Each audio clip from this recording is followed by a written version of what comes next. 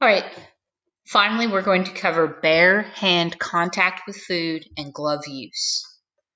So, as we've already been looking at personal hygiene, your hands, even when you wash them, can carry bacteria. So, if you are handling ready to eat food, these are items that will not be cooked. They've either been cooked or they're not going to be cooked. You must use gloves, tongs, or deli tissues. If you are washing produce, or you are handling ingredients that will be cooked, then glove use is not required. Single-use gloves are disposable gloves, and you need to put them on clean hands. They need to fit you properly. You want to touch the gloves as little as possible when you're putting them on. And then once they're on, make sure that they do not have any rips or tears. Do not blow into them, and then don't roll them to put them on because you touch them too much. They're never used in place of hand washing, and they can never be washed and reused. So as soon as they become dirty or torn, it's time to change them. If you change tasks in the kitchen, you were prepping one food item and now you're moving to prep another, make sure you change those gloves. If you touched your phone, we've been talking last class period, we've been talking about how dirty the phone is.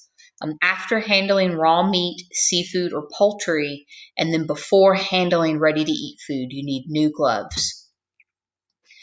As a review, we also talked about keeping your fingernails short and clean.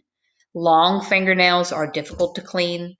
Fake fingernails might fall off into the food. Nail polish will also hide dirt and flake off. If you have fake fingernails, or if you have polished fingernails, then and you work in a food service kitchen, then you probably need to wear gloves all of the time so that you don't contaminate the food. If you have a cut, you want to clean it, bandage it, and then cover that bandage with a glove or a finger cot. If you have a beard, or anytime you're prepping food, you also want to cover your hair. Nobody wants hair in their food. I don't even want my own hair in my food. You also need to make sure that you have clean clothes. And if you have dirty clothes or dirty apron or dirty coats, that they need to be changed. So your uniform that you're preparing food in needs to be cleaned. Make sure that you don't have hair on it, that you've maybe picked up your cat or petted an animal before you left for work and you have animal hair, because that can get into the food. Your aprons, make sure that they're stored correctly, and before you use the bathroom or take out the garbage, your apron needs to be removed, possibly even changed. When it comes to jewelry, only a plain band